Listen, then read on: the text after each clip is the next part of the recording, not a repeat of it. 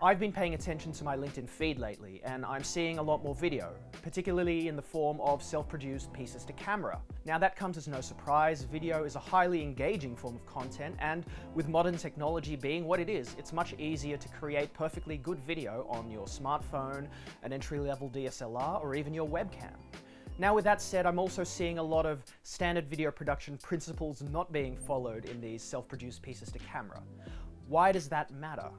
Well, on the one hand, there's a certain charm in approaching video this way, not caring about the rules, just getting out there and doing it. Often there's an authenticity to this approach that is hard to replicate with highly produced videos. But on the flip side, if you don't manage to get your audience on side, the danger is them perceiving your brand to be amateurish or not quite professional or worth taking seriously. It's a bit like turning up to a meeting in your tracky dacks. So video is an important touch point in terms of how your brand is perceived. Now the good news is, it's not that hard to apply some basic video production principles. It just requires a little bit of thought before you hit the record button. And so, here are the top 5 things I'm seeing you do wrong in your self-produced pieces to camera, and what you can do about it. Often you're framing yourself in an arbitrary way or placing your head in the center of the frame. Doing this leads to too much headspace. Headspace is the space between the top of your head and the top of the frame. When there's too much headspace, it can lead to confusion as to what the viewer is meant to be looking at, which is most likely your head. It's much more effective to place your head in the top third of the picture frame. That leads your head and face to be the natural focal point of the image.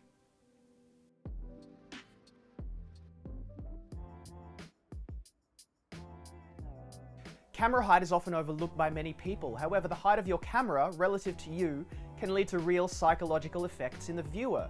You only need to watch any Hollywood film to see this. A camera positioned high looking down at a character makes that character look helpless.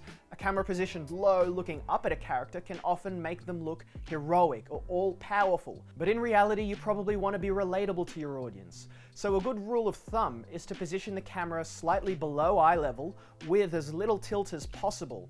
That way, your audience sees eye to eye with you. You become much more relatable when you have the camera at roughly this height. It makes it easier for the audience to connect with you. If you're doing a piece to camera, your face and eyes should be the most well-lit part of the image.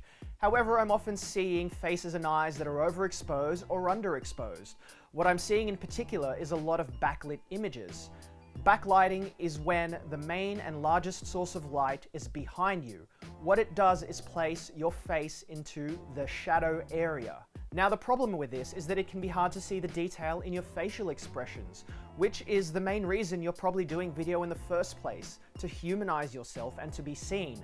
Pay attention to where the light source is when you're recording. If you're shooting with entry-level equipment, it's far better to have the main and largest source of light in front of you. It's also best to avoid filming in direct sunlight because this can lead to both overexposed areas and deeply underexposed areas, particularly what's known as raccoon eyes.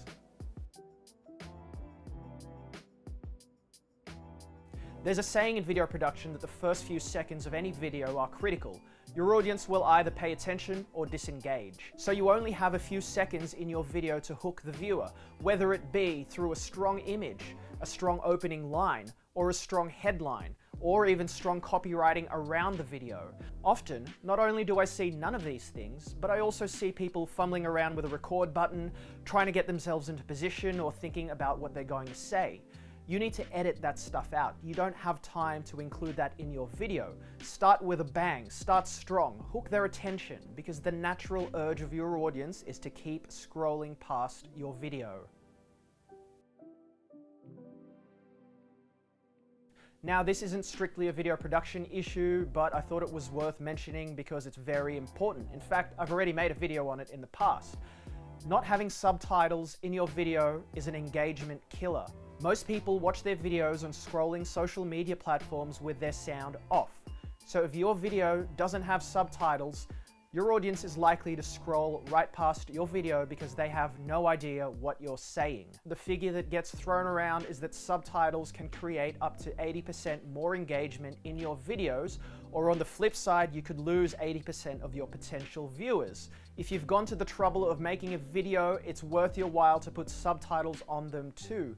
Third-party subtitle providers are very easy to use, they're quite cheap, and you can proofread the subtitles before you put them online. It's really worth the investment. So there you have it, the top 5 things that you're doing wrong in your self-produced pieces to camera and some quick tips on how to fix them. Now, it's not a definitive list by any means, it's strictly based off what I've seen on my own LinkedIn feed.